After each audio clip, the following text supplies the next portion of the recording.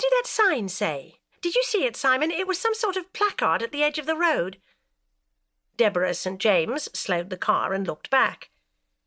They'd already rounded a bend, and the thick lattice of bare branches from the oaks and horse chestnuts hid both the road itself and the lichenous limestone wall that had been edging it.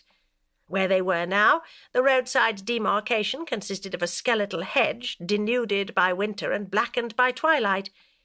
It wasn't a sign for the hotel, was it? Did you see a drive?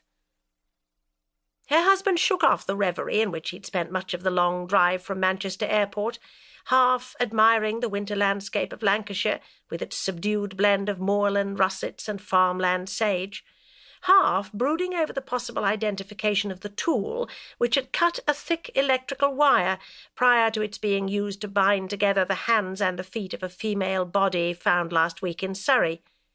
"A drive?" he asked. "There might have been one, I didn't notice, but the sign was for palm reading and a psychic in residence." "You're joking." "I'm not. Is that a feature of the hotel you've not told me about?" "Not that I know." She peered through the windscreen. The road began to slope upwards, and the lights from a village shimmered in the distance, perhaps a mile farther on. "I suppose we haven't gone far enough." "What's the place called?" "Crofter's Inn." "Decidedly, then, the sign didn't say that. Must be an advertisement for someone's line of employment. This is Lancashire, after all. I'm surprised the hotel isn't called the Cauldron." "We wouldn't have come had it been, my love. I'm becoming superstitious in my advancing years." "I see." He smiled in the growing darkness. Her advancing years. She was only 25. She had all the energy and the promise of her youth. Still, she looked tired. He knew she hadn't been sleeping well, and her face was wan. A few days in the country, long walks, and rest were what she needed. She had been working too much in the past several months, working more than he, keeping late hours in the dark room and going out far too early on assignments only marginally connected to her interest in the first place. "I'm trying to broaden my horizons," she would say. "Landscapes and portraits aren't enough, Simon. I need to do more.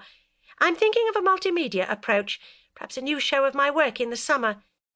I can't get it ready if I don't get out there and see what's what and try new things and stretch myself and make some more contacts and—" He didn't argue or try to hold her back. He just waited for the crisis to pass. They'd weathered several during the first 2 years of their marriage. He always tried to remember that fact when he began to despair of their weathering this. She pushed a tangle of coppery hair behind her ear, put the car back into gear, and said, "Let's go on to the village, then, shall we?" "Unless you'd like to have your palm read first." "For my future, you mean?" "I think not, thank you." He'd intended it as nothing. From the false brightness of her reply, he knew she hadn't taken it that way. He said, "Deborah." She reached for his hand. Driving, her eyes on the road, she pressed his palm to her cheek. Her skin was cool. It was soft, like the dawn. "I'm sorry," she said. "This is our time together. Don't let me mess it about." But she didn't look at him. More and more at tense moments, she wasn't meeting his eyes. It was as if she believed that the act of doing so would give him an advantage she did not want him to have, while all the time he felt every single advantage between them was hers. He let the moment pass. He touched her hair. He rested his hand on her thigh. She drove on. From the palm reader's sign, it was little over a mile into the small village of Wimslough, which was built along the acclivity of a hill. They passed the church first, a Norman structure with crenellation on its tower and along its roof-line, and a blue-faced clock permanently displaying the time as 3:22. Then the primary school, then a row of terraced houses facing an open field. At the peak of the hill, in a Y where the Clitheroe road met the west-east junctions leading to Lancaster or to Yorkshire, Crofter's Inn sat.